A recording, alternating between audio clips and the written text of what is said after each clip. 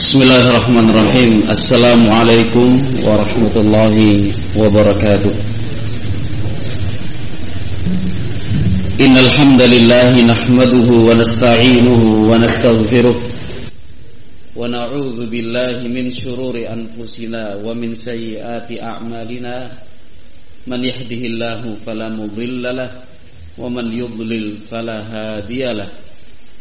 Asyhadu an la ilaha illallah wahdahu la syarika lah wa asyhadu anna Muhammadan abduhu wa rasuluh sallallahu alaihi wa ala alihi wa ashabihi wa man tabi'ahum bi ihsanin ila yaumiddin.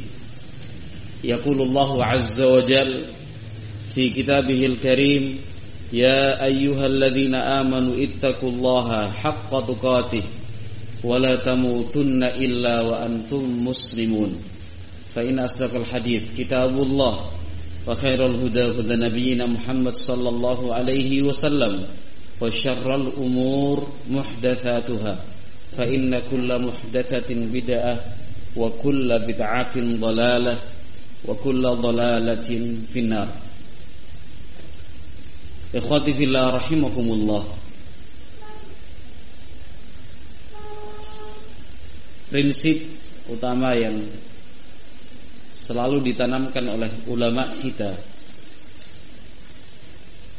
prinsip utama yang selalu ditanamkan oleh ulama kita adalah menjadikan ilmu sebagai landasan beramal dan beribadah. Ilmu harus selalu menjadi landasan dalam beramal dan beribadah, agar ibadah yang kita kerjakan akan mendapatkan limpahan yang semakin banyak, limpahan berkah dan rahmat dari Allah Azza wa Jalla, agar ibadah yang dikerjakan mendapatkan ridha darinya, agar ibadah yang dikerjakan terasa ringan dan mudah, agar ibadah yang dikerjakan manfaatnya bisa dirasakan oleh si pelaku ibadah tersebut dan juga dapat dirasakan oleh pihak yang lainnya. Oleh sebab itu, setiap ibadah yang kita kerjakan harus didasarkan dengan ilmu. Nah, harus didasarkan dengan ilmu. Tanpa ilmu yang cukup, tanpa ilmu yang memadai dalam melaksanakan satu bentuk ibadah, maka pahalanya pun akan berkurang bila dikerjakan tanpa ilmu. Karena ibadah yang kita kerjakan sulit untuk kita resapi, susah untuk kita hayati. Nah, kemudian makna dari ibadah itu sendiri, nah, barangkali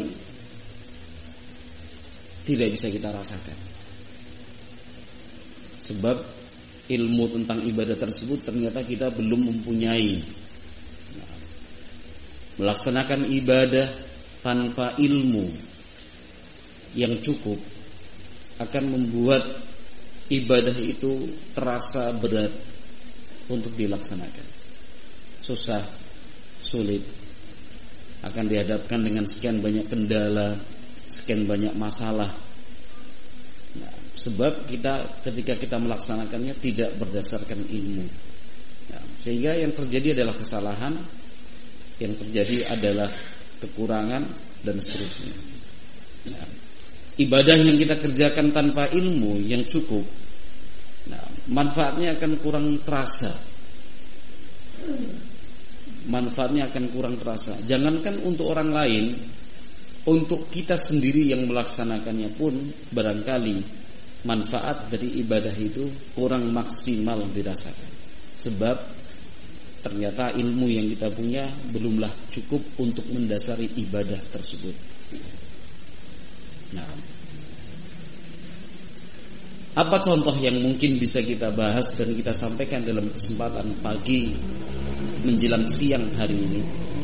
Nah, contoh yang menunjukkan betapa ilmu itu begitu memberikan pengaruh besar dalam tata pelaksanaan ibadah yang kita kerjakan. Sebagai contoh, simple, sederhana dan begitu dekat dengan kehidupan kita adalah tata cara salat. Adalah tata cara salat. Sebagaimana tata cara salat yang dikerjakan dan dibimbingkan oleh Nabi Muhammad sallallahu alaihi wa alihi wasallam. Seorang hamba yang memiliki ilmu yang cukup tentang tata cara salat yang dikerjakan oleh Nabi Muhammad alaihi salatu wassalam, dia akan mendapatkan pahala yang jauh lebih berlipat-lipat dibandingkan mereka yang melaksanakan salat tetapi tidak berdasarkan ilmu yang cukup, hanya sekedar ikut-ikutan, hanya sebatas meniru dan mencontoh tanpa dia fahami dan tanpa dia mengerti kenapa dia lakukan seperti ini, apa dasarnya, apa dalilnya, apakah benar Nabi Muhammad alaihi salatu wasallam juga mengerjakannya. Orang yang memiliki ilmu tentang salat, ilmu yang cukup tentunya, dia akan mudah dan ringan melaksanakan ibadah salat itu sendiri. Sebab dia bisa membedakan ini rukun sehingga tidak bisa ditinggalkan, ini wajib, sehingga bila ditinggalkan secara lupa atau mungkin karena tidak mengerti atau mungkin ini dan sebagainya, tidak membatalkan salat tetapi bisa diganti dengan sujud sahwi. Yang ini hukumnya sunnah sehingga dalam keadaan tertentu bisa ditinggalkan. Yang ini hukumnya haram sehingga tidak boleh dikerjakan. Ini hukumnya haram sehingga tidak boleh dikerjakan, dan seterusnya. Orang yang memiliki ilmu cukup tentang tata cara salat Nabi Muhammad alaihi salatu wassalam akan terasa ringan untuk melaksanakannya. Tetapi bagi mereka yang kurang mengerti tentang tata cara salat yang dikerjakan oleh Nabi Muhammad alaihi salatu wassalam, salat itu sendiri ketika dikerjakan terkesan berat dan terasa susah. Sekarang coba kita bandingkan tata cara salat. Coba kita bandingkan tata cara salat yang dikerjakan oleh si A yang mengerti ilmu dan memahami ajaran Nabi Muhammad alaihi salatu wasallam tentang salat, dengan si B yang kurang memahami tentang ilmu salatnya Nabi Muhammad alaihi salatu wassalam. Sekarang kita tidak perlu membicarakan tentang tata cara bersuci, karena itu sudah menjadi sebuah rangkaian ibadah tersendiri. Tetapi cobalah kita mulai dari niat. Kita mulai dari niat untuk melaksanakan salat. Subhanallah, si A yang sudah belajar agama dengan baik, memperdalam pemahaman tentang Islam seperti yang diajarkan oleh Nabi alaihi salatu wasallam, dia meyakini dan faham, mengerti betul bahwa bergeraknya dia untuk berwudu, bergeraknya dia setelah mendengarkan panggilan azan saat dikumandangkan, bergeraknya dia untuk kemudian menggunakan pakaian untuk salat, bergeraknya dia melangkahkan kaki menuju masjid. Dia paham dan mengerti bahwa itu merupakan tanda bahwa dia telah berniat untuk melaksanakan salat. Itu cukup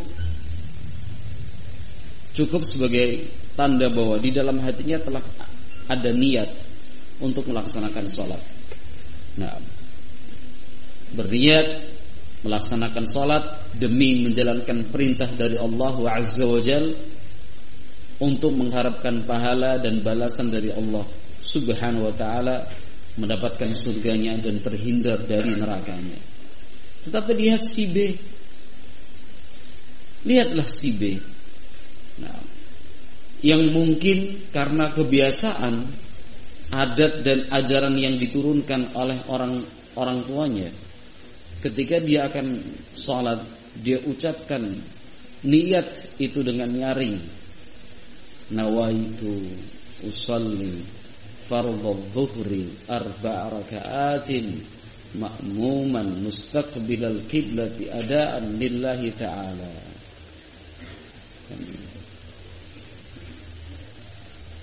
Yang seperti ini saja sudah menghabiskan waktu, membutuhkan tenaga untuk mengucapkannya. Nah, itu pun diajarkan harus dengan sebuah konsentrasi yang penuh. Itu pun dengan sebuah keyakinan kalau misalkan lupa untuk terucap, salatnya batal. Dan salatnya batal. Kemudian dia harus diharuskan untuk menghafal konteks niat seperti itu. Konteks niat yang mestinya berbeda, harusnya berbeda konsekuensinya seperti itu antara salat zuhur, asar, maghrib, isya, subuh, salat sunnah, tahiyatul masjid, salat jenazah, salat gerhana, salat malam, salat witir. Nah, konsekuensinya kan harus berbeda konteks niat yang diucapkan. Konteks niat yang diucapkan. Ini contoh pertama. Betapa orang yang mengerti ilmu itu mudah kan, ringan ya, tinggal Allahu Akbar. Tidak ada prosesi. Nawaitu usolli, kemudian tangannya harus pas gini menghadap demikian. Nawaitu usolli. Nah, agama itu mudah, tidak perlu dipersulit. Nah, agama ini sudah sangat sederhana, tapi penuh dengan kandungan makna. Maka tidak perlu ditambah-tambahkan dengan sendirinya. Nah, Rasulullah Sallallahu Alaihi Wasallam tidak ada satupun riwayat yang sahih, tidak ada satupun hadis yang sahih menjelaskan bahwa Rasulullah Sallallahu Alaihi Wasallam ketika akan memulai salat mengucapkan kata-kata seperti itu. Tidak ada satupun hadis. Nah, sehingga kalau ingin bersikap tengah, nah, cobalah masing-masing diminta untuk mendatangkan bukti bahwa Rasulullah Sallallahu Alaihi Wasallam ketika akan melaksanakan salat mengucapkan niat seperti itu ataukah tidak. Bagi mereka yang mengatakan tidak ada niat yang diucapkan oleh Nabi alaihi salatu wasallam, selesai. Tapi bagi mereka yang mengatakan iya, ada niatnya, mengucapkan nawaitu titik sampai selesai, dituntut mana dalilnya? Coba dibuktikan apakah memang benar Nabi Muhammad alaihi salatu wasallam mengucapkannya. Nah, dan tidak akan mungkin terbukti. Kalau memang tidak terbukti bahwa Nabi alaihi salatu wasallam mengucapkannya, lalu apa alasan kita? Untuk mengucapkan niat yang seperti itu? Nah, itu baru masalah niat. Belum lagi kalau kita masalah masuk di tata cara salatnya. Nah, sampai kemudian mengucapkan salam kanan dan kiri. Nah, orang yang memiliki ilmu itu ringan, mudah untuk melaksanakan salat. Dalam keadaan tertentu, seorang muslim bisa meringkas salat. Seorang muslim bisa meringkas salat dalam keadaan tertentu. Tetapi bagi mereka yang tidak punya ilmunya, dalam keadaan tertentu sekalipun, dalam keadaan darurat, genting, dia akan tetap berusaha melaksanakan sholat seperti biasa. Nah, misalkan saya beri sebuah contoh, dalam keadaan darurat, misalkan ada orang kecelakaan, ada anggota keluarga kita yang kecelakaan, kan gitu. Ada anggota keluarga kita yang kecelakaan. Nah, harus segera ditangani, mesti dibawa ke rumah sakit selekas-lekasnya, sesegera mungkin. Nah, sesegera mungkin. Sementara dilihat perhitungan waktu ini dan sebagainya, nah, waktu sholat bisa saja kemudian tertinggal.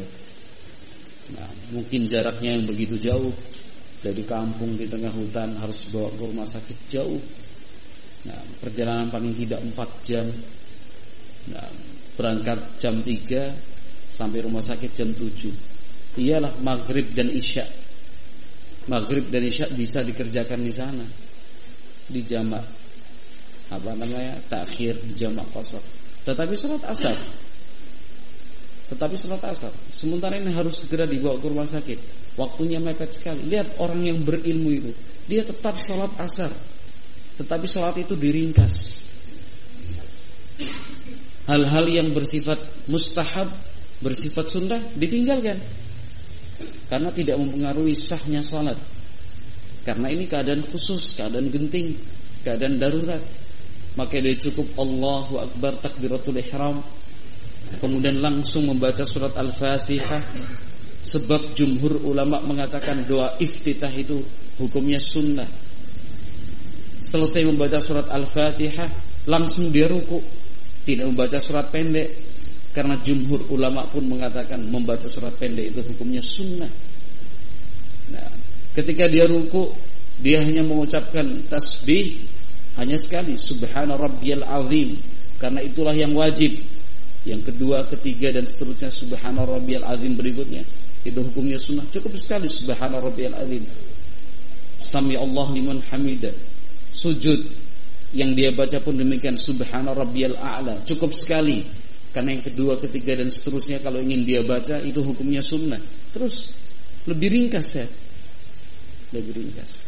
Nah, sehingga waktunya masih bisa diatur. Tetapi bagi si B yang tidak mengerti ilmunya, akhirnya semua tetap dibaca. Nah, tetap dia baca, itu pun ngebut yang memungkinkan maknanya bisa berubah. Ini hanyalah sebuah contoh, ikhwati fillah barakallahu fikum, betapa ilmu yang kita miliki itu akan mempermudah dan meringankan saat kita melaksanakan satu bentuk ibadah. Akan meringankan satu bentuk ibadah dalam urusan agama dan akhirat.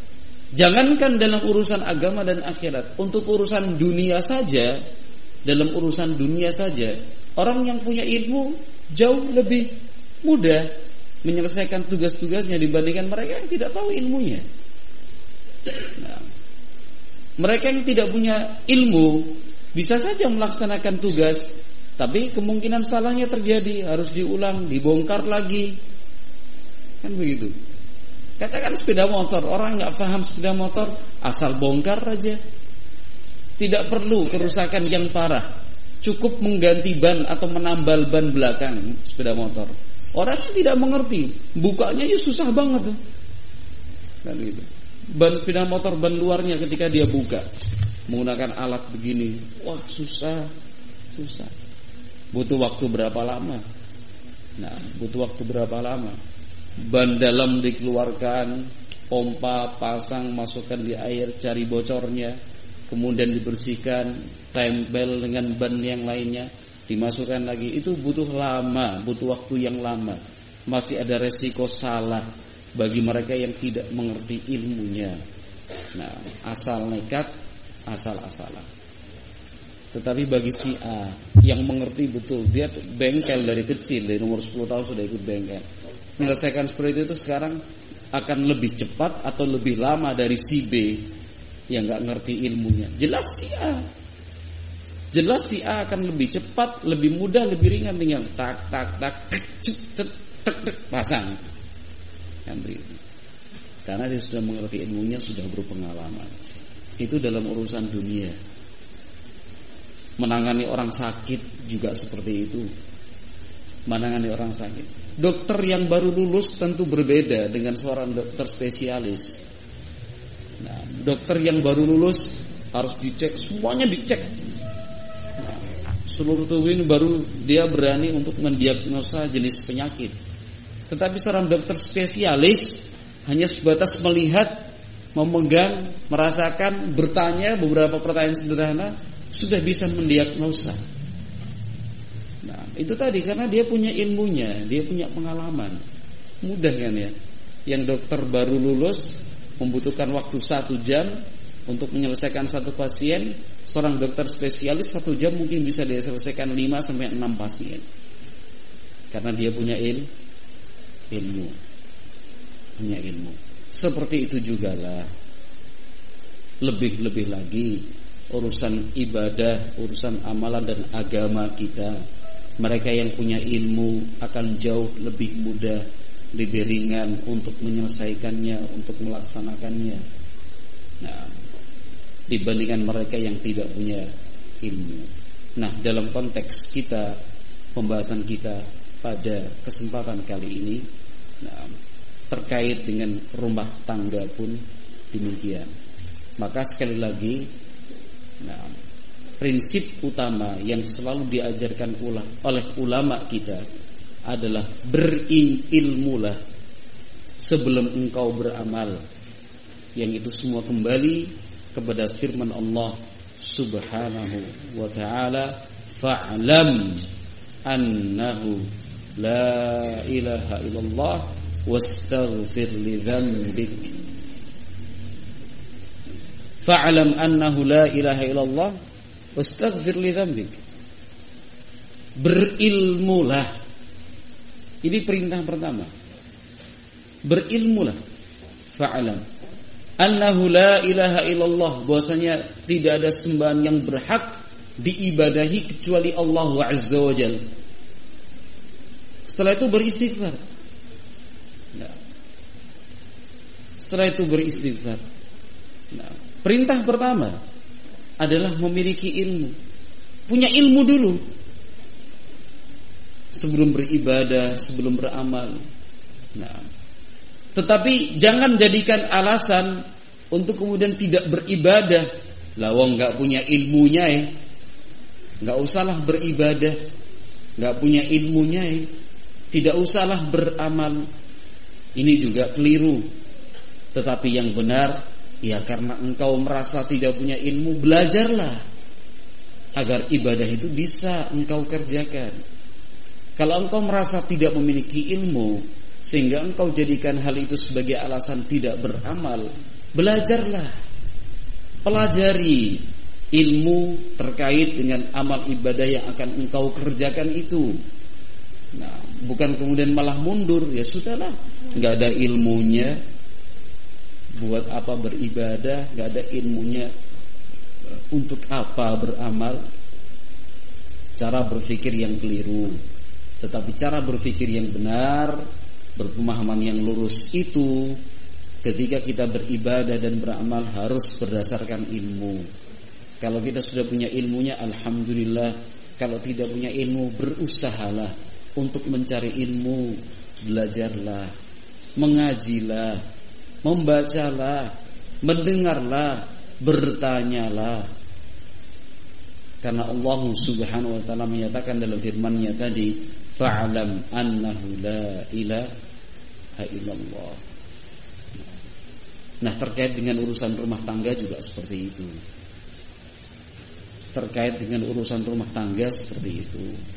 Nah, bagi kita yang belum menikah, bagi kita yang belum menikah, teman-teman kita belum melangsungkan tali pernikahan, membina rumah tangga, belum melakukannya, maka sebelum Anda melangkah untuk menikah, belajarlah terlebih dahulu. Kuasai dan fahami betul tugas-tugas seorang suami itu seperti apa. Kewajiban-kewajiban seorang suami itu bagaimana. Itu pelajari dengan baik. Demikian juga fahami betul hak-hak istri itu yang harus dipenuhi apa-apa saja. Nah, hak-hak istri yang harus dipenuhi itu apa-apa saja. Nah, demikian juga pelajarilah Kalau misalkan terjadi masalah, terjadi problem dalam rumah tangga, apa saja yang harus dilakukan, langkah-langkahnya, ini harus dikuasai betul. Harus dikuasai betul. Sehingga rumah tangga nanti yang akan dibina kelak akan mendatangkan cinta, rahmah, mawaddah dan sakinah. Seorang wanita pun demikian yang akan melanjutkan jenjang kehidupannya yang baru, ingin menikah misalkan. Seorang wanita pun demikian, belajarlah untuk mempelajari, mengerti betul tentang kewajiban-kewajiban dia sebagai seorang istri.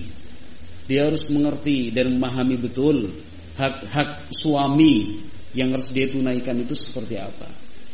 Nah, sehingga melangkah itu mudah, ringan. Walhamdulillah, karena ilmulah yang menopang ibadah rumah tangga ini. Nah, tetapi bagi mereka, sebagian kita mungkin yang sudah melangsungkan pernikahan, bahkan pernikahannya sudah berumur cukup lama, 5 tahun, 10 tahun, 15 tahun, 20 tahun dan seterusnya. Nah, kita pun masih memiliki hutang. Kalau kita tidak punya ilmunya, sekarang kita punya hutang. Punya hutang untuk mempelajari ilmu tersebut. Nah, harapannya agar keluarga kita betul-betul menjadi sumber ketenangan. Harapannya adalah rumah tangga kita benar-benar bisa mewariskan cinta, mawaddah, sakinah dan rahmah. Itu harapannya. Itu harapannya. Nah, maka kajian yang semacam ini memang perlu untuk diselenggarakan. Bukan hanya di tempat ini, tetapi di seluruh tempat. Selama di sana ada rumah tangga, selama di sana ada sebuah keluarga yang telah terbentuk, kajian-kajian seperti ini harus diselenggarakan agar kita bisa berkaca, supaya kita bisa bercermin. Nah, bahwa selama ini kita hidup rumah tangga itu apakah sudah sesuai dengan aturan yang ditetapkan Allah? Apakah sudah sesuai dengan bimbingan dan arahan dari Rasulullah SAW? Ataukah justru jauh dari ajaran Allah dan ajaran Nabi Muhammad alaihi salatu wassalam? Ada banyak kewajiban yang selama ini kita lalaikan. Ada sekian banyak tugas yang selama ini kita anggap kecil. Ada sekian banyak kesalahan yang terjadi di dalam rumah tangga kita, tetapi kita diamkan. Mungkin karena kita belum memiliki ilmunya. Mungkin karena kita belum memiliki ilmunya. Nah, subhanallah, masalah keluarga seperti ini, konflik rumah tangga, bukan hanya melanda mereka yang masih berusia muda. Konflik rumah tangga itu sifatnya umum. Orang-orang yang sudah tua sekalipun ternyata juga masih belum terbebas dari konflik rumah tangga. Nah, rumah tangganya sudah berumur 20 tahun, 25 tahun. Anaknya sudah besar-besar, gede-gede. Nah, bahkan sudah memiliki cucu. Nah, terkadang, bukan hanya terkadang, bahkan sering konflik rumah tangga itu kemudian muncul hanya karena masalah yang sepele, masalah yang selalu bisa diselesaikan, masalah yang selalu bisa diselesaikan setelah mereka berumah tangga puluhan tahun. Tetapi pada saat itu masalah sepele tersebut bisa menjadi masalah, menimbulkan dan memunculkan konflik rumah tangga yang begitu besar. Nah, konflik rumah tangga ini bukan hanya terjadi pada mereka yang baru belajar agama, bukan hanya terjadi pada mereka yang baru belajar agama lebih mendalam, tetapi konflik rumah tangga pun akan selalu ada, nah, mengiringi rumah tangga mereka yang sudah kita anggap memiliki ilmu agama yang luas. Nah, karena syaitan dan bala tentaranya tidak akan pernah diam dan rela menyaksikan rumah tangga kaum muslimin itu harmonis. Selalu saja ada cara. Selalu saja ada cara. Maka kita harus selalu waspada. Ketika ada masalah dalam rumah tangga, kita harus waspada. Ini jangan-jangan bisikan dan godaan dari syaitan. Jangan-jangan ini adalah bisikan dan godaan dari syaitan. Walhamdulillah, sekali lagi kajian seperti ini memang perlu untuk diselenggarakan. Kajian-kajian seperti ini memang perlu dibahas. Dengan tujuan kita bisa betul-betul mewujudkan dan mengamalkan firman Allah Subhanahu wa taala, "Wa min ayatihi an khalaqalakum min azwajikum min anfusikum wa ja'ala bainakumus sakinata wal mawaddah warahmah." Yang artinya, dan di antara tanda-tanda kebesaran Allah Subhanahu wa taala, Allah menciptakan untuk kalian pasangan dari diri kalian sendiri. Wa min ayatihi an khalaqalakum min anfusikum azwaja litaskunu ilaiha.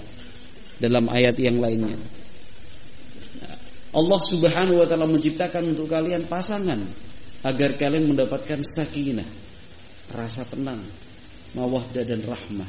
Jadi tujuan utama kita hidup berkeluarga, tujuan terpenting kita hidup berumah tangga itu adalah menciptakan suasana yang penuh dengan cinta, kasih sayang, ketenangan, ketentraman.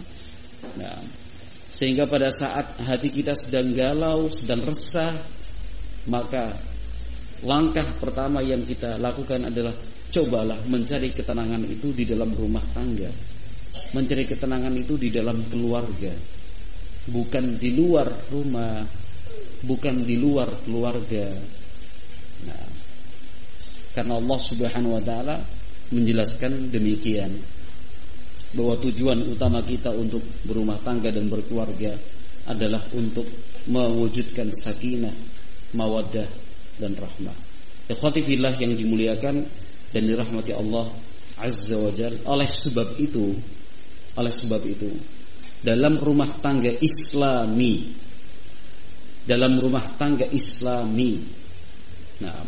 konsep yang terus ditekankan adalah konsep at-ta'awun 'alal birri wat taqwa. Dalam konteks ini suami dan istri dituntut oleh Islam untuk bisa mewujudkan suasana yang at-ta'awun 'alal birri wat taqwa. Suasana yang saling mendukung untuk sama-sama baik. Suami mendukung istri untuk berbuat baik, istri juga mendukung suami melaksanakan perbuatan ketaatan. Suami berusaha untuk mencegah istri terjatuh dalam kemungkaran.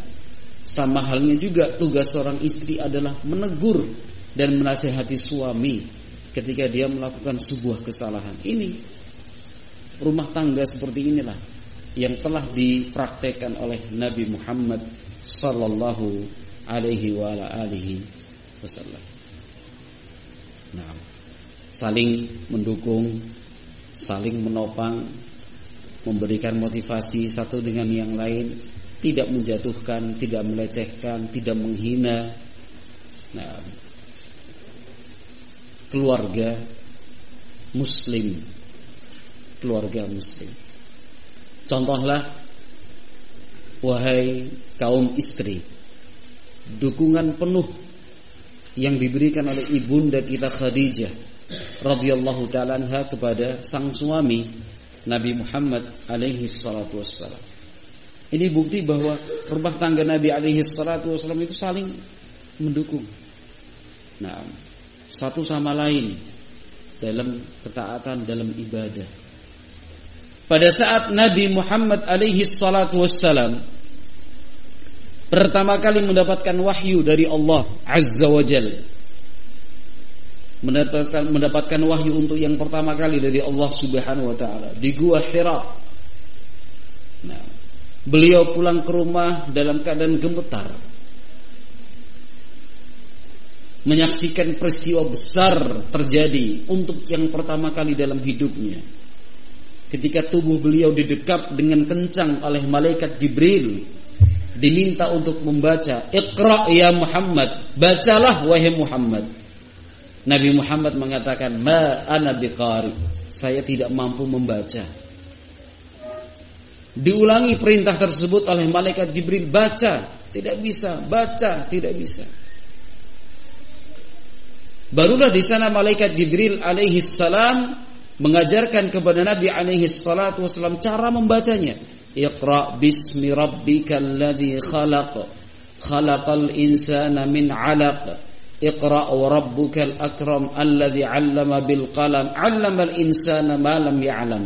5 ayat pertama di dalam surat Al-Alaq sebagai ayat-ayat pertama yang diturunkan Allah untuk Nabi Muhammad alaihi salatu wasallam. Itu peristiwa besar dalam hidupnya, sehingga Nabi Muhammad alaihi salatu wasallam pulang ke rumah dalam keadaan gemetar seperti itu, sambil mengatakan, "Zammiluni, zammiluni," selimutilah aku, selimutilah aku. Dan betul, sang istri tidak gugup, sang istri tidak menampakkan kecemasan di wajah dan sikapnya. Sang istri dengan tenang menenangkan suaminya. Menenangkan suaminya, diambilkan selimut, ditutupkan di atas tubuh Nabi Muhammad alaihi salatu wassalam, dibuat tenang, dibuat nyaman. Nah, ini rumah tangga Islami. Rumah tangga Islami mendukung untuk yang terbaik.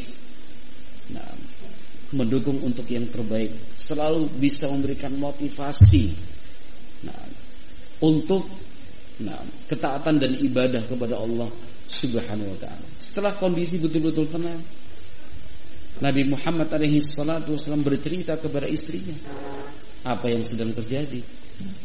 Contohlah wahai kaum suami, contohlah Nabi Muhammad alaihi salatu wassalam yang mau berbagi rasa, mau berbagi cerita dengan istrinya. Sesulit apapun masalah yang dihadapi, dia berbagi cerita. Berbagi cerita kepada istrinya. Diceritakan kejadian di Gua Hira, pertemuannya dengan malaikat Jibril alaihi salam, itu semua diceritakan oleh Nabi Muhammad alaihi salatu wasallam. Lihat pula wahai kaum istri, contoh dan teladanilah ibunda kita Khadijah radhiyallahu ta'ala anha yang mengatakan, "Wallahi ma yukhzikallahu abadan." Demi Allah wahai suamiku, selama-lamanya Allah tidak akan menghinakan dirimu. Selama ini engkau adalah orang yang selalu membantu orang yang tidak mampu, memuliakan tamu, memperhatikan anak yatim dan orang tua, mereka yang telah berusia renta. Engkau bantu dan engkau tolong orang-orang yang membutuhkan pertolongan. Disebutkan kebaikan-kebaikan Nabi Muhammad SAW, akhlak-akhlak beliau yang mulia itu disebutkan oleh Khadijah, lalu disimpulkan sebagai sebuah motivasi. Maka demi Allah wahai suamiku, Allah tidak akan menyia-nyiakan dirimu, Allah tidak akan menghinakan dirimu wahai suamiku. Dibuat tenang, dibuat nyaman. Contohlah wahai kaum istri apa yang telah dilakukan oleh ibunda kita Khadijah radhiyallahu anha. Berikutnya wahai suami, contohlah Nabi Muhammad alaihi salatu wassalam. Contohlah Nabi Muhammad alaihi salatu wassalam yang mau menerima masukan, usulan dan saran dari istrinya radhiyallahu ta'ala anha. Setelah kejadian itu, bukankah ibunda kita Khadijah radhiyallahu ta'ala anha mengusulkan, "Sudahlah wahai suamiku, ayo kita berangkat menemui pamanku, seorang pendeta ahlul kitab, Waraqah bin Naufal. Kita tanyakan, kita ceritakan apa yang telah terjadi, lalu apa akan kita dengar apa pendapatnya." Diterima oleh sang suami usulan dari istrinya. Nabi Muhammad SAW mau menerima usulan dari istrinya. Contohlah wahai suami apa yang telah dilakukan oleh Nabi Muhammad SAW. Dan betul Nabi Muhammad yang disertai oleh Khadijah radhiyallahu anha datang ke pendeta tersebut yang masih kerabatnya, seorang pendeta yang masih ingin berpegang dengan Injil dan ajaran Nabi Isa alaihi salatu wasallam yang murni. Nah, ketika semua diceritakan itu, barulah sang pendeta mengatakan, sungguh yang datang menemuimu itu adalah yang datang menemui Musa dan juga menemui Isa, yaitu malaikat Jibril alaihi salatu wassalam. Kan begitu. Ini contoh bahwa satu sama lain saling mendukung. Nah, saling mendukung. Sehingga wahai kaum istri rahimakumullah, Anda semua wahai kaum istri, ketika melihat suami Anda punya masalah, misalnya, masalah itu ya sifatnya umum. Masalah dia di tempat kerja, masalah dia di lingkungan tempat tinggalnya, masalah dia dengan temannya, masalah dia dengan keluarganya, masalah suami dengan orang tuanya. Yang jelas masalah suami, ketika mau tidak mau dibawa pulang ke rumah, dan itu terlihat jelas di wajah dan sikapnya, nampak dari kata-katanya bahwa suami Anda sedang punya masalah, bukan malah disalah-salahkan. Nah, bukan malah disalah-salahkan, tetapi buat suami Anda tenang, buat suami Anda nyaman. Nah, jangan kemudian diimbangi dengan sama-sama diam, sama-sama menunjukkan marah, atau kemudian disikapi dengan buruk sangka. Jangan. Tugas Anda wahai istri, adalah mensterilkan keadaan, menormalkan kembali kondisi suami. Suami misalkan datang merengut wajahnya, diem aja. Tawarin makan, makanan sudah disiapkan, nggak disentuh. Nah, nggak disentuh. Diajak ngobrol, diem aja. Dalam kondisi yang seperti ini tidak perlu berburuk sangka. Tidak perlu memberikan bumbu dan menambah-nambahi, tidak perlu nambah-nambahi pikiran suami. Kan gitu. Sudah tahu suami sedang punya masalah, malah istrinya mengatakan, "Mas, kalau punya masalah itu jangan dibawa ke rumah." Ini suami ingin mendapatkan keterangan, suami ingin dibuat nyaman, malah mendapatkan tambahan kata-kata seperti itu. Suami mana yang tidak akan tersinggung? Nah, suami mana yang tidak akan tersinggung? Malah dikata-katain sama istri, "Mas, kalau punya masalah jangan dibawa ke rumah lah." Nah, jangan dibawa ke rumah. Kan gitu. Jangan cemberut seperti itu. Ada apa sih? Dengan kata-kata yang tinggi, nah, dengan kata-kata yang kurang sopan dan kurang beretika kepada suami, nah, dan seterusnya. Ini tidak pantas dilakukan oleh seorang istri. Tetapi apa yang harus dia lakukan? Buat suami nyaman, sehingga bisa berpikir lebih tenang. Kan begitu.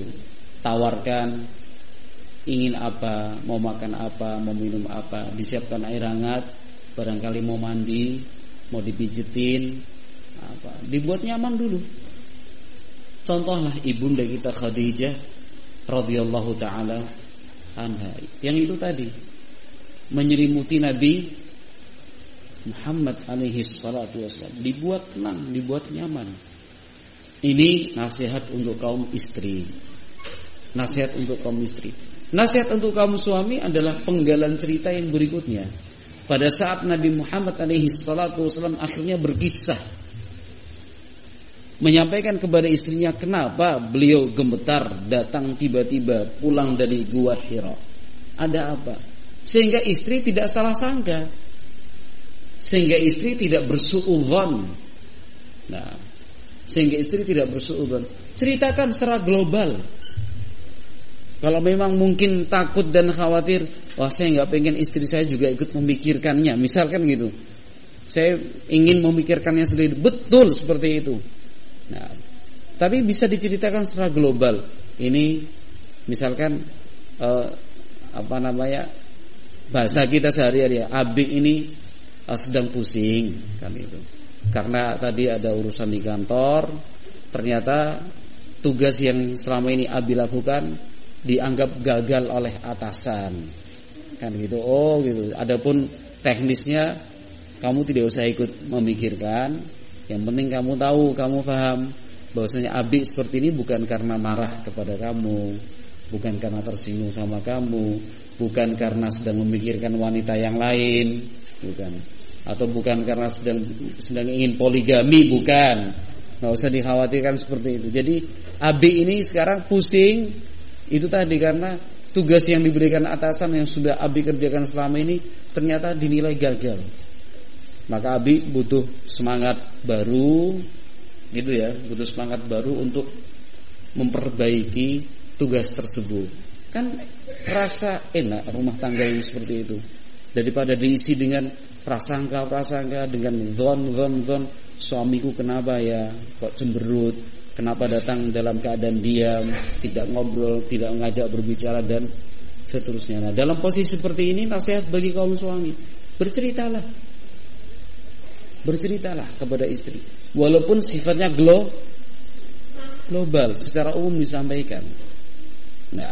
Nah, dalam keadaan yang seperti ini, wahai kaum istri, contohlah ibunda kita Khadijah radhiyallahu anha yang memberikan motivasi, memberikan advice, diberikan masukan, kan gitu. Ketika itu ibunda Khadijah radhiyallahu anha menyatakan kalimat-kalimat yang penuh berharga tadi, yang penuh makna tadi. Allah tidak akan mungkin sia-siakan engkau wahai suamiku. Allah tidak akan merendahkan dan menghinakan kamu wahai suamiku, karena engkau selama ini berbuat baik, ini disebutkan. Allah tidak akan mungkin menghinakan engkau. Nah, nasihat untuk kaum istri, contohlah ibunda kita Khadijah radhiyallahu anha. Dalam kasus tadi, sang suami datang cemberut, sudah dibuat nyaman, sudah dibuat tenang. Kemudian ada pengakuan jujur dari suami bahwa dia sampai seperti itu karena memikirkan pekerjaan dan tugasnya yang ternyata dianggap gagal oleh atasannya. Seorang istri bersikaplah layaknya Khadijah bintu Khuwailid radhiyallahu ta'ala anha. Nah, alhamdulillah wahai suamiku, bukankah selama ini pekerjaan dan tugasmu lancar-lancar saja? Mungkin baru kali ini. Nah, itu ada hikmahnya dari Allah Subhanahu wa ta'ala, kan gitu. Saya tetap selalu mendoakan, mendukung, memberikan semangat, mendorong. Sekarang apa yang harus saya lakukan? Apa yang harus saya lakukan? Apa yang bisa saya lakukan untukmu wahai suamiku? Kan begitu yang memberikan advice, motivasi. Nah, dalam posisi yang seperti ini, ketika istri sudah memberikan masukan, istri sudah memberikan saran, istri sudah memberikan motivasi, contohlah wahai suami apa yang dilakukan oleh Nabi Muhammad alaihi salatu wasallam. Apa yang dilakukan oleh Nabi Muhammad alaihi salatu wasallam ketika itu? Menolak, marah, tersinggung karena istrinya memberikan masukan? Tidak, diterima. Nah, ketika itu Khadijah radhiyallahu anha memberikan masukan, sudahlah kita ketemu Waraqah bin Naufal, kita tanya. Karena dia adalah orang yang kita anggap dan kita pandang memiliki ilmu tentang Alkitab, Ahlul Kitab. Tanya kepada dia. Nah, barangkali lebih mengerti, lebih paham tentang peristiwa tersebut dibandingkan kita. Nah, ketika istri memberikan masukan, contohlah wahai kaum suami, betapa Nabi Muhammad SAW tidak marah, tidak tersinggung. Bukan mengatakan, tahu apa kamu dasar perempuan tuh di rumah aja. Kamu tuh nggak bisa mengerti dan memahami tugas saya itu seperti apa sebenarnya. Nah, padahal istri sudah memberikan masukan, sudahlah sabar. Mungkin bisa konsultasi ke dosen, mungkin bisa konsultasi ke teman A, teman B yang sudah punya pengalaman. Coba mungkin browsing di internet, kan gitu untuk menyelesaikan. Itu kan masukan semua, terima. Seharusnya suami yang baik, suami yang saleh itu mengucapkan jazakillahu khairan. Semoga Allah membalasmu dengan kebaikan. Selesai masalah.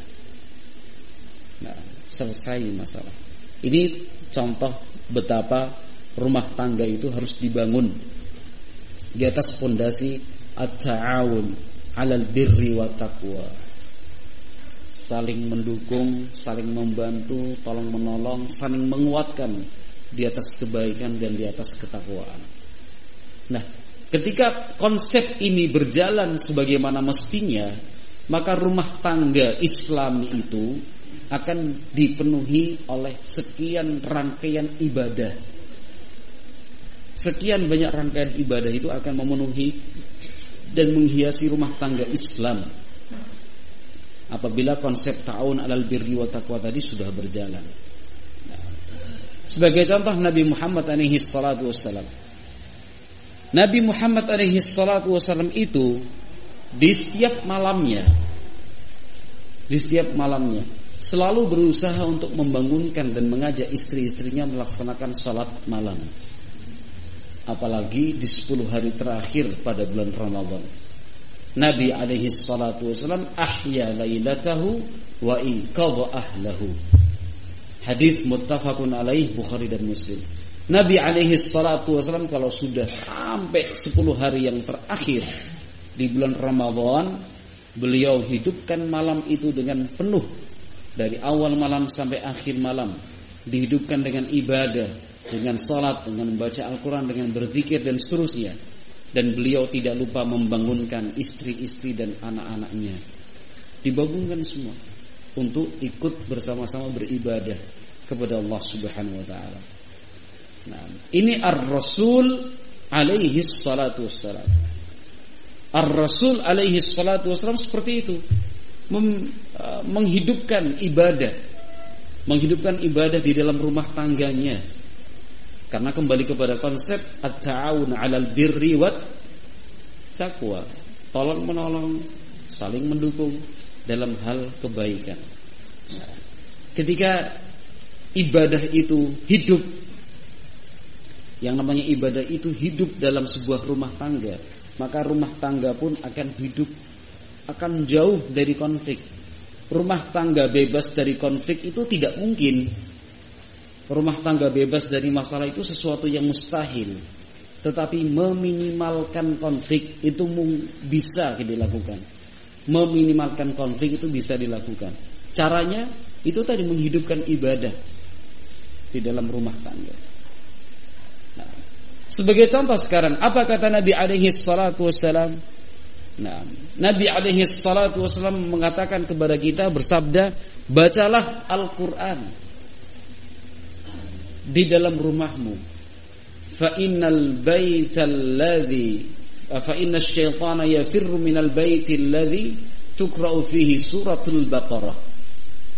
Nabi alaihi salatu wasallam menyatakan, bacalah Al-Quran, terutama surat Al-Baqarah, karena rumah yang selalu dibacakan surat Al-Baqarah di sana, di dalamnya syaitan akan lari menghindar dari rumah tersebut. Lihat, itu kan ibadah membaca Al-Quran itu.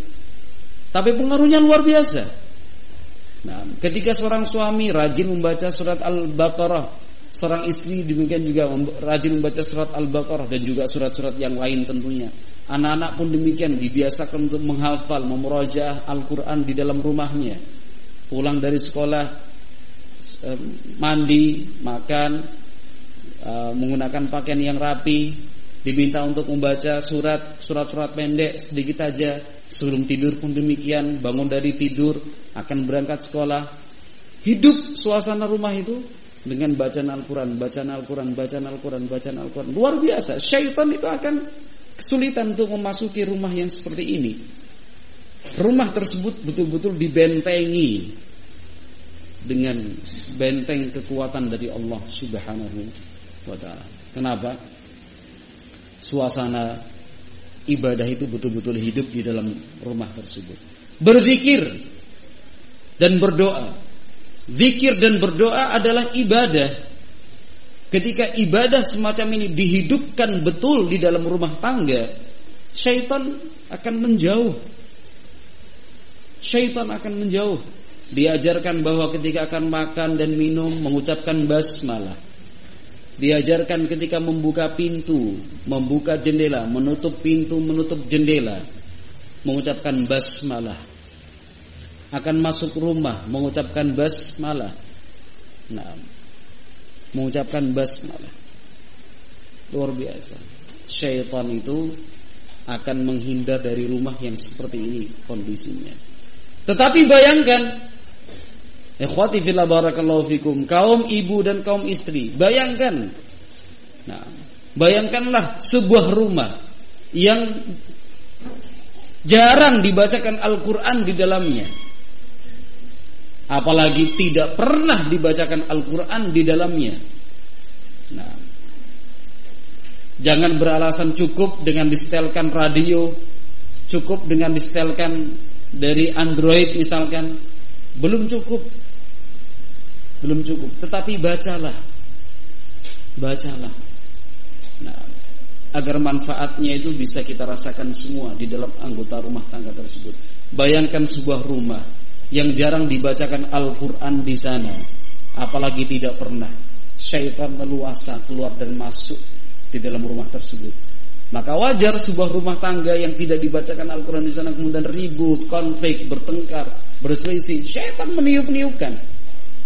Syaitan memasukkan was-was, bisikan-bisikan ini, prasangka-prasangka buruk dimunculkan di benak istrinya terhadap suaminya. Prasangka buruk dimunculkan di benak suaminya terhadap istrinya, dan seterusnya. Nah, dua arah. Ribut. Bayangkan pula sebuah rumah yang tidak dilindungi dengan doa dan zikir kepada Allah Subhanahu wa taala. Membuka, menutup jendela dan pintu, tidak mengucapkan basmalah. Nah, padahal Nabi alaihi salatu wasallam mengajarkan kepada kita untuk mengucapkan basmalah ketika membuka dan menutup pintu ataupun jendela. Nah, agar syaitan tidak masuk ke dalam rumah kita. Nah, masuk rumah tidak mengucapkan basmalah, syaitan dengan leluasa masuk ke sana.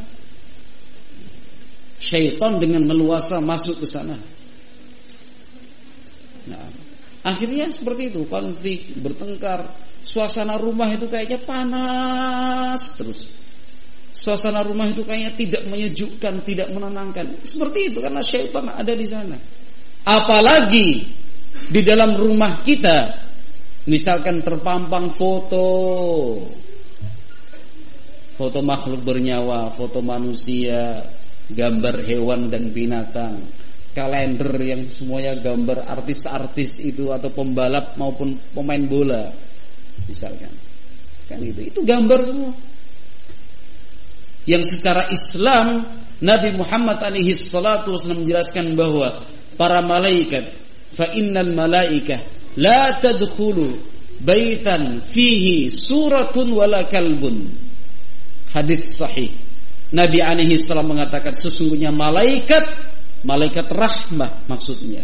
Malaikat pembawa cinta, malaikat yang menyebarkan kasih sayang, itu tidak akan masuk ke dalam rumah yang di sana ada gambar makhluk bernyawa ataupun anjing.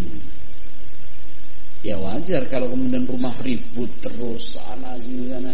Itu tadi rumah kita tanpa kita sadari atau bahkan mungkin kita sengaja. Nah, sengaja tanpa sadar rumah kita dibukakan seakan-akan kita bersilakan, monggo syaitan masuk ke rumah saya. Kan gitu. Masuk keluar masuk, tidak membaca doa. Nah, tidak membaca doa, Al-Quran tidak pernah dibacakan di sana. Gambar-gambar semua, foto dari kecil sampai tua, kan gitu. Foto simbah, foto bapak semua ditempel, dipajang sana sini. Ketika wisuda dengan toganya. Nah, kalender-kalender seperti itu. Kita sudah berusaha maksimal. Terus duit gimana Ustaz? Ada gambarnya Bung Karno, ada gambarnya Bung Hatta, ada gambarnya Patimura atau Pangeran Antasari misalkan. Itu di luar kemampuan kita. Tetapi yang mungkin bisa kita lakukanlah. Misalkan kalender. Ya, kalender. Pilihlah kalender yang view-nya pemandangan, kan begitu ya. Gunung-gunung, keajaiban dunia, waduk, sungai, laut, atau mungkin gambar mobil murni.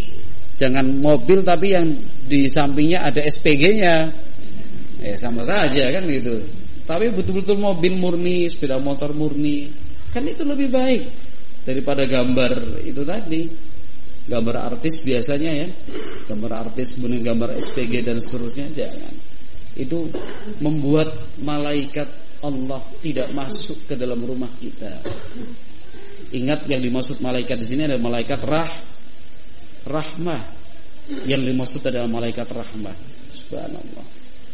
Nah, itu penting sekali konsep yang harus kita pahami dalam rumah tangga, konsep at-ta'awun 'alal birri wat taqwa.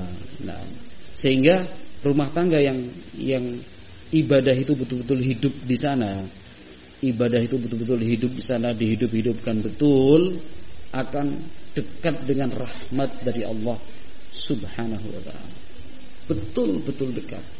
Dan jauh dari hawa konflik, jauh dari suasana pertengkaran. Menyejukkan, menenteramkan. Sebab syaitan jauh dari rumah tangga seperti ini. Sebab malaikat-malaikat Allah yang datang membawa rahmah, cinta dan kasih sayang itu selalu ada di dalam rumah kita. Itu yang diharapkan. Itu yang diharapkan. Nah, wallahu a'lam bishawab. Nah, ini mungkin sesi yang pertama. Kita istirahat sejenak begitu, Pak Korlap, Bu Yazid. Atau mau dilanjut? Melihat kondisi peserta. Kalau aturannya kan sesi pertama istirahat sebentar, 10 sampai 15 menit gitu ya. Ya, kita istirahat dulu sebentar. Kita akan lanjutkan sesi kedua. Nah, ya paling enggak 15 menit lah ya.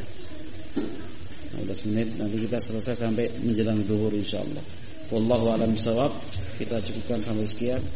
Subhanakallahumma wa bihamdik, asyhadu an la ilaha illa anta, astaghfiruka wa atubu ilaik.